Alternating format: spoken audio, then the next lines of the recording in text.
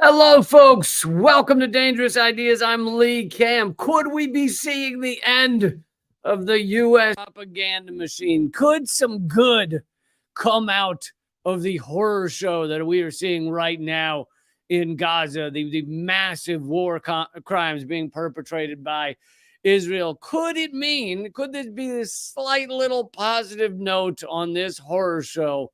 That people are no longer buying into this large scale propaganda machine that has dominated so many people's minds, just corrupted their minds for years and years. But a lot of the world's not buying it anymore.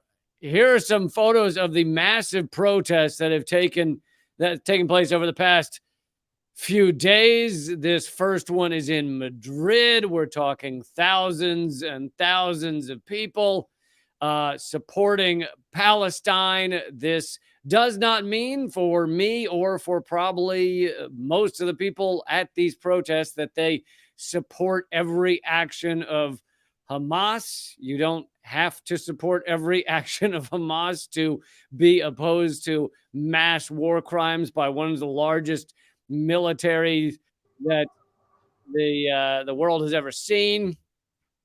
I want to bring you another image here.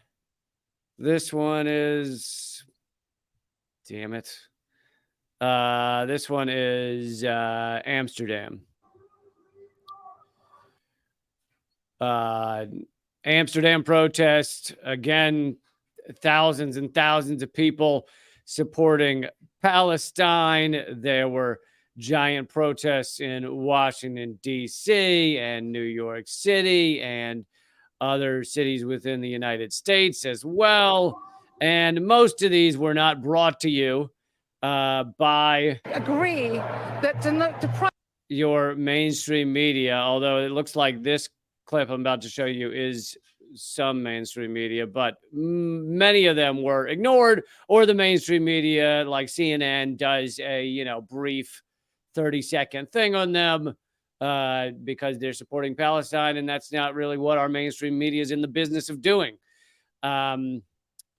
So here is thousands of people, if not tens of thousands of people in London in the past couple of days supporting Palestine.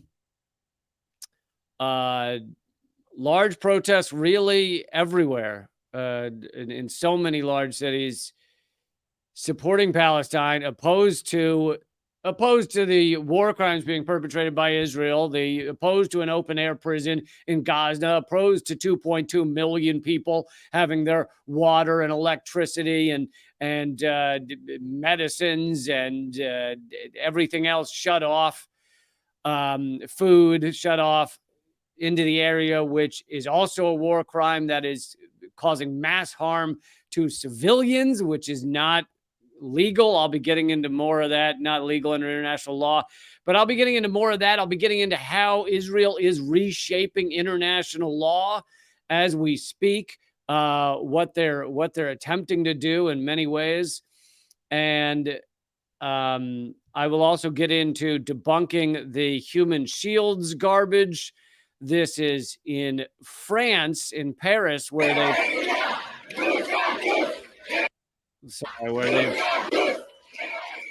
they've even banned protests in support of Palestine. But this one obviously got through. This one snuck through the cracks. Tens of thousands of people in Paris, France, despite the ban on protests that support Palestine, which of course is hilarious in a country that claims to have some degree of freedom of speech. I realize they might not claim it as much as the United States does. But here is the French response to some of these protests. I don't know. I think the one I just showed you was after this, so I don't think this was the response to that protest. But here was the French response to some of these protests a few days ago to bring out the water cannons and tear gas. Sorry, here it is.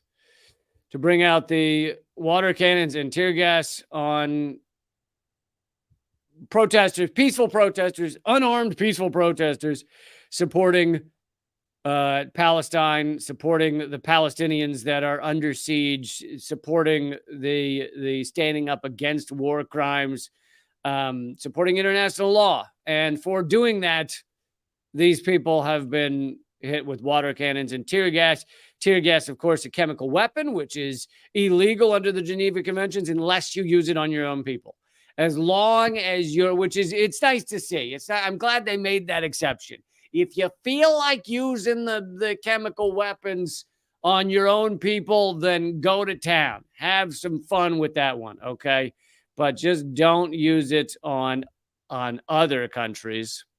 But if you want to use chemical weapons on your own people, that is perfectly fine by us. So that is France's response to these protests. Let's see if I can find you some more here. This is massive. This is a massive march in solidarity with Palestine in Dublin. Thank you, Alan McLeod, for putting all this together. Again, footage of the giant protests that are in support of Palestinians, in support of ending the apartheid state. If it matters to those of you who might not know my stuff, who might be stumbling ass backwards into my live streams for the first time, if it matters to you, I am Jewish. Jewish by birth, atheist by choice, but that shouldn't really matter. You can be Jewish and not support an apartheid state and not support war crimes. And I'm going to be bringing to you over the course of this hour many other groups that are opposed to war crimes. Here is police in Berlin beating up protesters for supporting Palestine. It's illegal in Germany to support Palestine, I believe, as well as France. And of course, these protests, these peaceful protests in support of Palestine are also, like I just said, in support of actually respecting international law, actually abiding by international law, actually not committing war crimes. That's also what these are in support of, these protests, these marches, these peaceful marches. And so when police, really fascists, beat up those who want nations to stick by international law, that makes them fascist. That makes them the arm of a fascist state that will not let you speak up and say we should abide by the international laws against war crimes. Thank you, Claude, for the donation. Claude says, hi from Quebec. Sorry we got Trudeau. You're a great reporter. Thanks again, Claude. I appreciate that. Let's see what else my friend Alan has for us. Here is Stockholm, which I was there not long ago.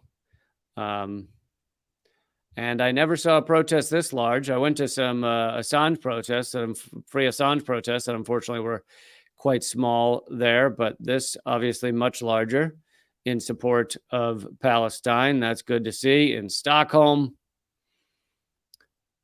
This square, which I've been to that square, it's quite large. So this is a significant number of people, and it doesn't look like it ends at the square either. It seems to go beyond it. So that seems like a large number of people. And Sweden is known for kind of bowing down and agreeing with anything the United States does. Big fans of the U.S. there. Big, love the U.S. So to see even this many people in Sweden standing up for Palestine is great to see. Here's Glasgow.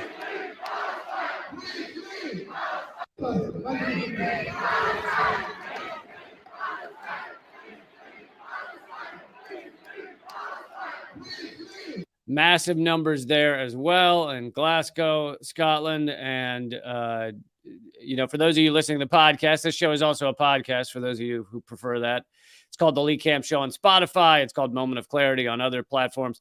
For those of you listening to the podcast, when I say, I'm about to play, I'm playing a clip of a massive crowd in Finland City, Dublin, Paris, whatever. Just picture a lot of people. That's how you can that's all you got to do. Just when I say that, even though you can't see the video, just know that when I say a lot of people, just picture the peoples. All right. So now that you've got your imagination going on there, here's Copenhagen. Very long march there. And don't worry, podcast fans. I'm moving on here in a second. Not this entire show is not just look at this many people, look at this many people. But the reason I thought it was important to bring you all of these large groups is because this is the opposite of mainly what the mainstream media shows. And again, I'm not saying that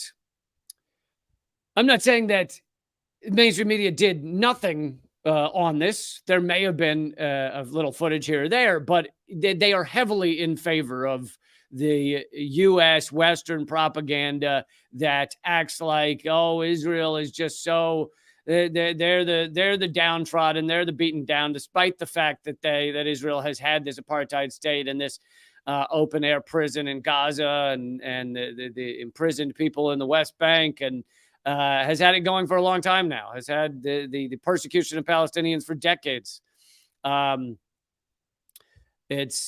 So I thought it was important that I bring you some of this footage of the other side where people are very much rallying for Palestine. Okay, let's get into even more of this hidden news. Some of what Israel may soon do, I think it's very likely will soon be involved in, which is not a good thing.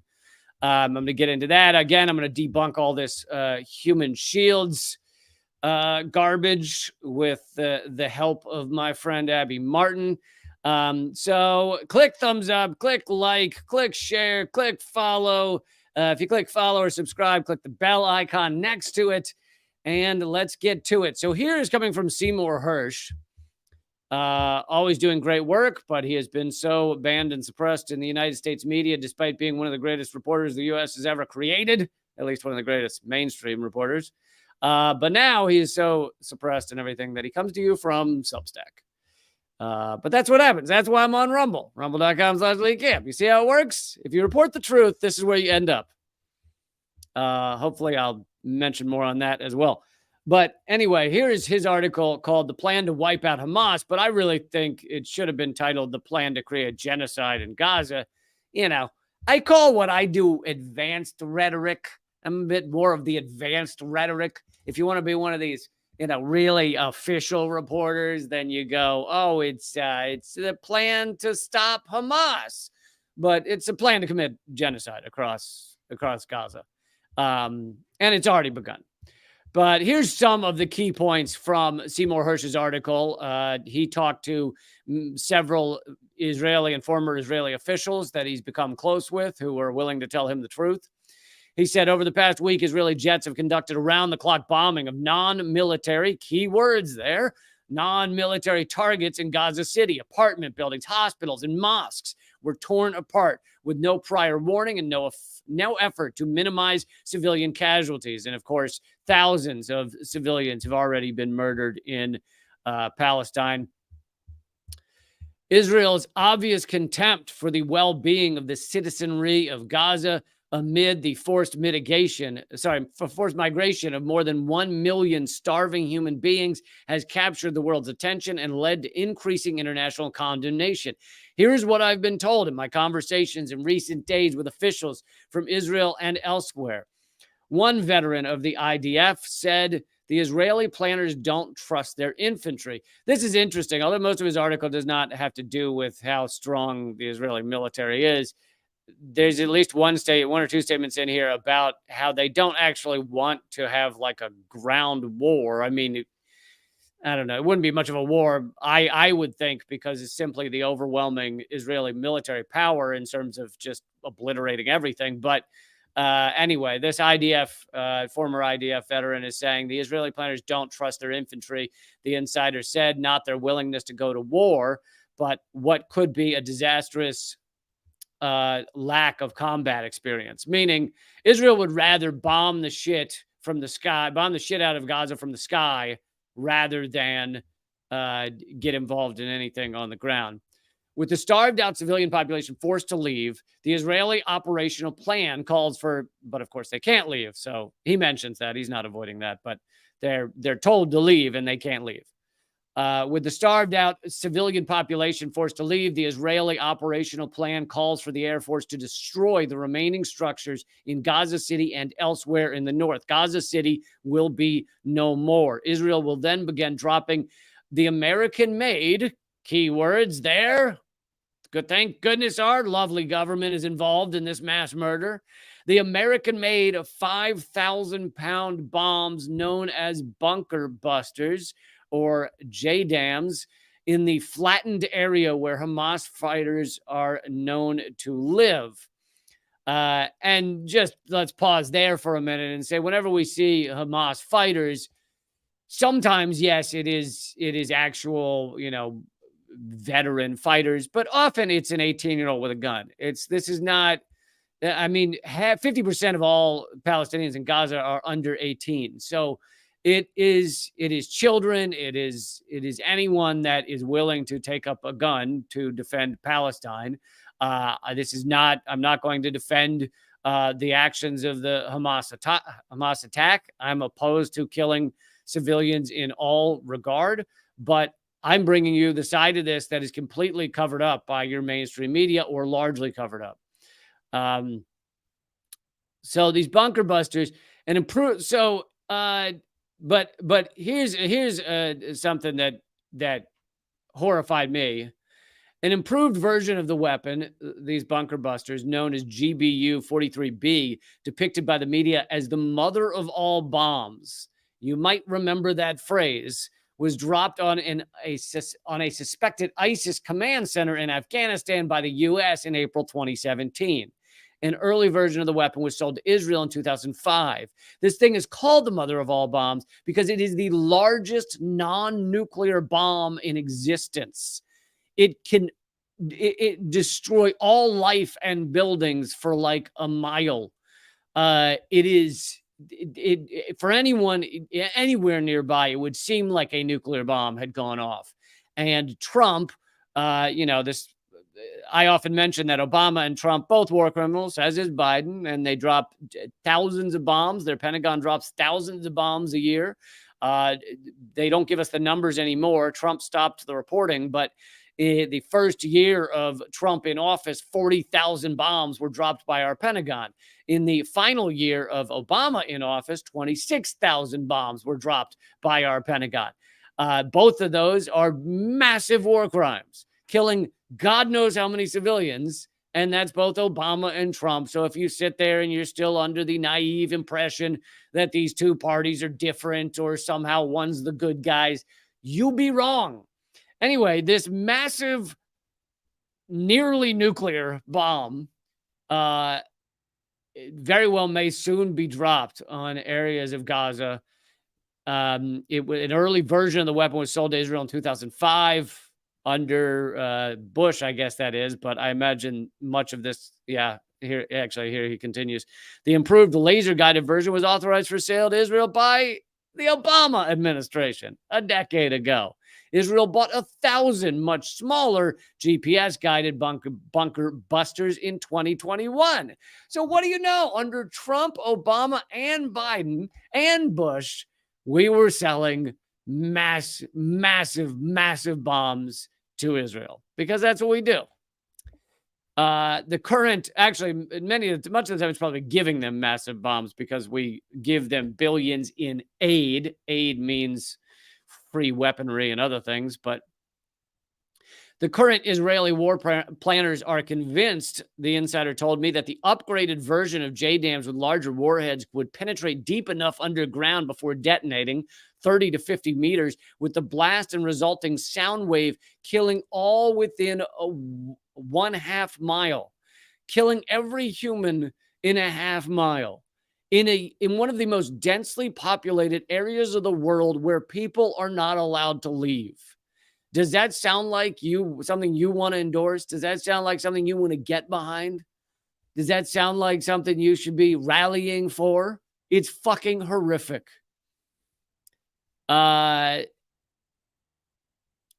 So Israel is doing this thing where they're dropping leaflets telling people to leave. I have covered how it is impossible for people to leave Gaza. The only exit that was still allowing humans, as opposed to materials, the only exit that was still allowing humans to leave into Egypt has now been closed, or mostly almost 100% closed, and so there's not actually any escape. And so they're dropping leaflets. And you might think, why would they do that? Why would Israel drop these leaflets saying leave if people can't leave a prison? Well, because they believe that that then gives them cover for war crimes. Basically, if they drop leaflets and say leave and then obliterate thousands of innocent civilians, they can go, we told them to leave. We said it. There we go. Why did they not? And apparently, and you'll love this. Where do you think they got this idea from? Maybe us. The concept, this Israeli insider added, dated back to the early years of America's Vietnam War, when President Kennedy, and for those who don't know, President Kennedy endorsed the Vietnam War until he didn't. So he had a change of heart basically as it was going, but he did very much endorse and support the Vietnam War at first.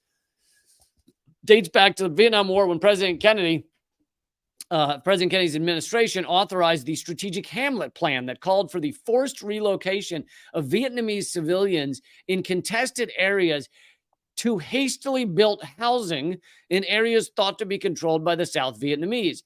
Their deserted lands were then declared to be free fire zones, where all who stayed could be targeted by American troops.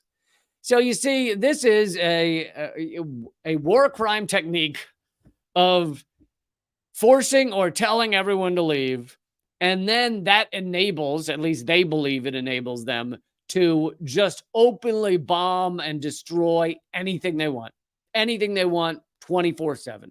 Anything that moves 24/7.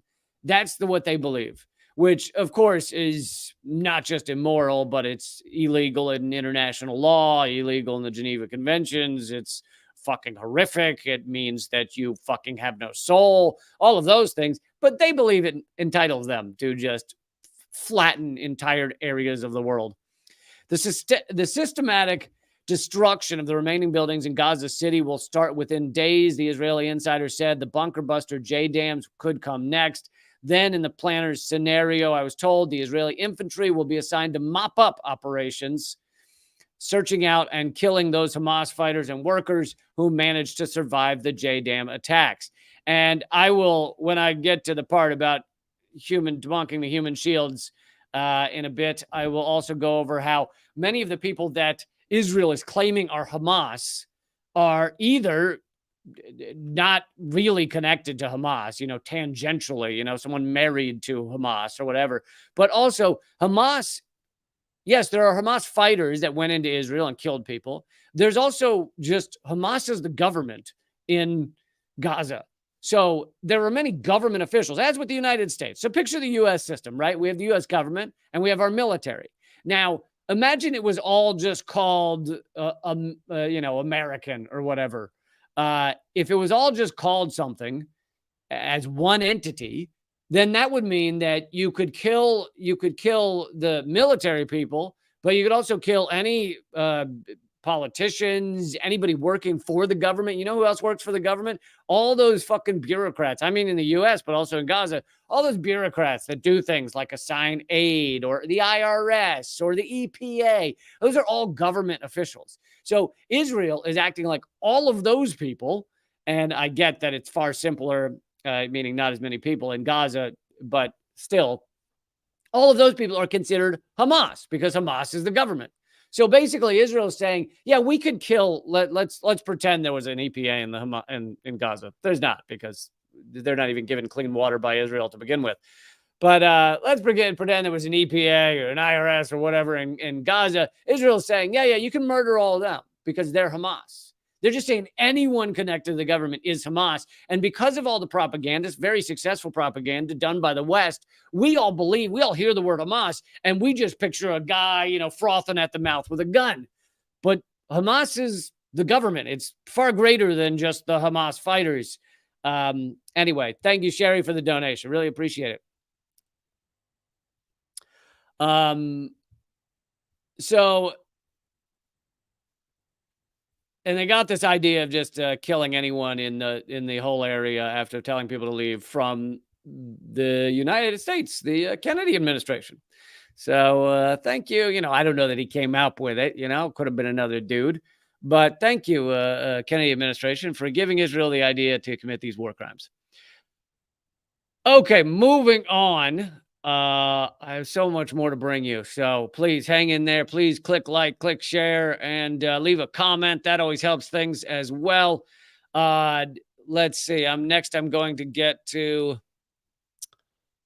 video of an Israeli soldier saying that they are at war with civilians as well as Hamas fighters. But before I do that, real quick, I just want to say thank you all who attended my live comedy performance this past week and this past Saturday. There is a second encore performance, and it is the only other time. So I do this twice. I do each new hour twice, and that is it. I might post clips sometime, but for the hour, this is it. And if you want to be a part of that, that's Wednesday at 1 p.m. Eastern. That's 6 p.m. London time. So this is better for you Europeans and UKers. That's the official term, right? UKers. It's better for the Glaswegians, my favorite pluralized term.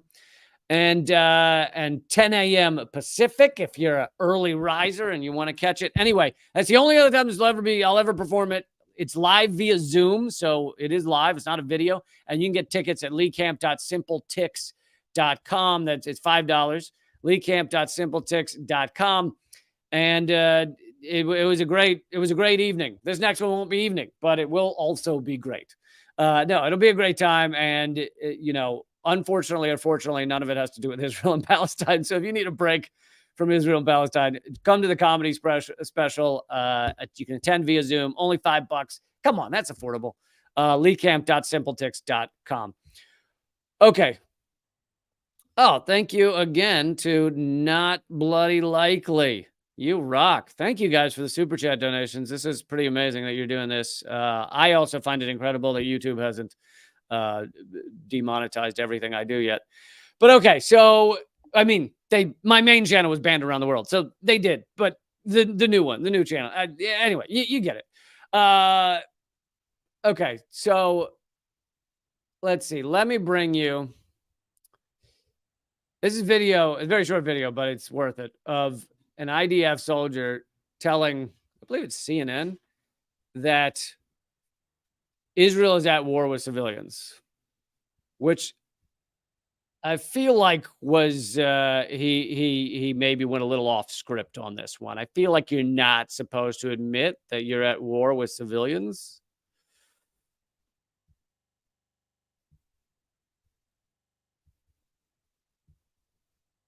I tried to correct you to the answer. The war is not just with Hamas. The war is with all the civilians. That I tried to correct you to the answer. The war is. So it cuts off. I think what he continued to say, it does cut off there, but I think what he continued to say is it's with all of the civilians who supported Hamas, which that's not how avoiding war crimes works. You can't just be like, well, someone cheered something on, so I can now murder them. It's not how it works. But anyway, there's a short clip of IDF saying that the war, and he, his English is obviously spotty, so he says was and he means is. But the war is with innocent civilians. Doesn't matter whether they cheered on Hamas or not. Okay. I wanted to bring you. Why don't I do this? Why don't I bring you some of the propaganda that we're now seeing from the mainstream media? And there is some. I don't want to act like there's zero coverage of the Palestinian side of things. There is some, but it's too little, too late in so many regards. But here are some I've collected. Some of the propaganda I've collected. Over on my Twitter, there's a headline from The New York Times, it says, Israel-Hamas war. Diplomats race to ease Gaza crisis amid fears of spreading conflict. The New York Times shows us their best euphemism propaganda. War here implies two sides of soldiers fighting each other. This is not two sides of equal soldiers. This is the mass bombing of innocent civilians. This is not, at this point, is not war. It's just straight up genocide or attempted genocide. Gaza crisis sounds like an act of God or nature. You know, they're trying to ease the Gaza crisis. Where did it come from? How did it happen? Who knew? Who knows how it happened? It's just a Gaza crisis. No, it's a straight up obliteration by an apartheid state of another people's. That's not just, who did it? It's a natural crisis that formed. We saw the storm clouds forming, and then they connected into a crisis. And then ease the Gaza crisis sounds like genocide can be dialed down from a 10 to a 7. You know, could you take it to a 9 from 11? Could you just decrease it to a 9 from 11?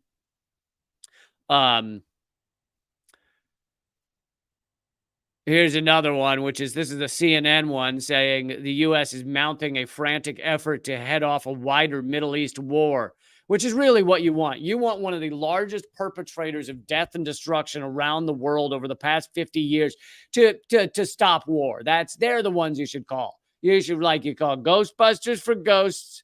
You call the U.S. to create peace, right? This is like calling in LeBron James to stop all people from playing basketball. It doesn't make any sense. You don't call in the most murderous, fucking villainous. We've killed 6 million, according to the Brown University Cost of War, 6 million just in the global war on terror, just in the past 20 years. 6 million. And we're being asked to ease tensions, to bring peace to the Middle East. I also, on my Twitter, highlighted how MSNBC has a area of their page that says the human toll. Here's the human toll of the war in Israel and Palestine. And it's about 3 of the videos. I believe they're videos. It's about 3 videos of Israelis who lost loved ones or, heard or were there for horrible things or saw something. So, basically touched by the trauma of the terror. There's about 3 videos of Israelis for each 1 Palestinian.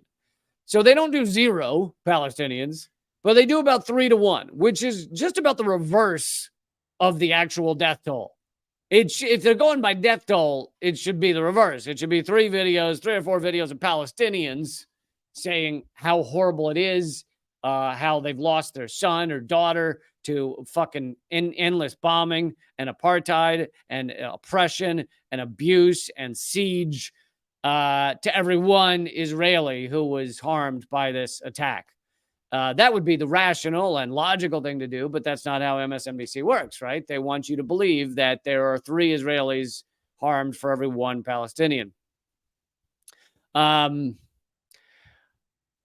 Okay, I want to bring to you, this is a pretty amazing analysis by Jonathan Cook. He's an independent journalist.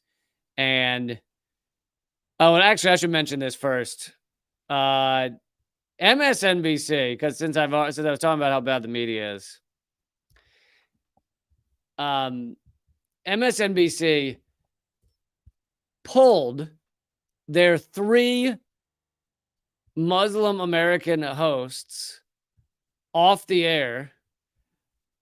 They're trying to argue they didn't, but they took all 3 of them off their shows.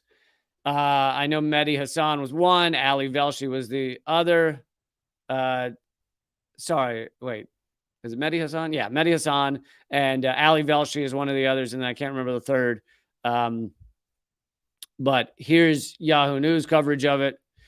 Inside MSNBC's Middle East conflict, which is kind of a bit of a euphemistic way of saying that. MSNBC has quietly taken 3 of its Muslim broadcasters out of the anchor's chair since the Hamas attack last Saturday. The network did not air a scheduled Thursday night episode of the Mehdi Hassan show. They also reversed a plan for Ayman Mohyeldin, I don't know him, to fill in this week for Joy Reid. And they also pulled Ali Velshi off the air. So these are 3 Muslim American hosts that they've had. But interestingly, these guys, and I know I've seen plenty of content from Mehdi Hassan and Ali Velshi. Ali Velshi, I think I even spoke to in person once. And they are basically courtesans for empire. They do U.S. propaganda 97% of the time. But the thing is, they are more fair, slightly more fair when it comes to the Palestinian cause. They tend to give at minimum even-handed coverage, but probably sometimes even pro-Palestinian coverage, lightly pro-Palestinian. They're not going to I don't think they're going to call Israel an apartheid state or anything, but they will talk about how difficult it is for Palestine. I remember Ali Velshi did a segment talking about the Great March of Return and how many innocent people were being killed there. Now, he still did some of the propagandistic euphemisms like talking about how Palestinians were hit by bullets. The old passive voice. Who hit them? Who knows? They just rained down from the skies. But anyway, MSNBC pulls these 3 Muslim American anchors, despite the fact that these guys are propaganda shills for the empire. They are slightly more fair on Palestine, and MSNBC can't have that. They can't have this actual truth coming out on this matter. And this goes with a long history of MSNBC banning those anchors, those speakers who are anti-war or go against the United States, the war state, the war machine in any way, even if it's just a light disagreement. We're going into the Iraq War. MSNBC canceled their highest rated show, their top dog, Phil Donahue, was the top rated MSNBC show at a time when MSNBC was really struggling. They were pretty young and they were struggling. And they got rid of their top guy because he was anti-war. He was anti the invasion of Iraq under false pretexts. And they fired him, essentially, pushed him out.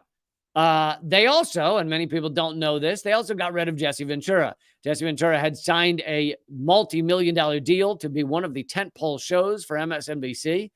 I think they had hoped that he would replace Phil Donahue as the top show on MSNBC. But Jesse Ventura, because he was a Navy SEAL, is largely because of that, is anti-war. And he was anti the Iraq War, and he was anti-invading Iraq. And he was saying that at the time. And he told me, Jesse Ventura said on my show that MSNBC called him and asked whether he could reverse his view on the invasion of Iraq and whether he could support the U.S. military. And he said, no, I'm not supporting war. And so they then paid him, and he was a little vague. He didn't want to give the exact number, but he said it was closer. I think I said something like multi-million, and he said closer to 10 million. $10 million just to go away, just to get out of his contract, just to send him off into the woods so he wouldn't be anti-war on their channel. That is how committed MSNBC is to being pro-war, to endorsing the U.S. empire's endless war state. And now we're seeing it again with the Israeli-Palestinian conflict, to use the euphemism. And you know, the MSNBC has responded to these articles saying they pulled these 3 Muslim American hosts by saying, no, they didn't, because they're still using them as contributors. And it's like, you still took them off their shows. So you still pulled them. Even if there's a big difference between having someone host an hour and having someone come on for 3 minutes and give the Palestinian view on things. Big difference. Thank you, Jay Blue, for the donation. Appreciate it. Okay, so I'm about to get into this. It's a terrific analysis by independent journalist Jonathan Cook about how Israel has used Gaza as a testing ground, really as guinea pigs for various things. It really is fascinating and so many great points made.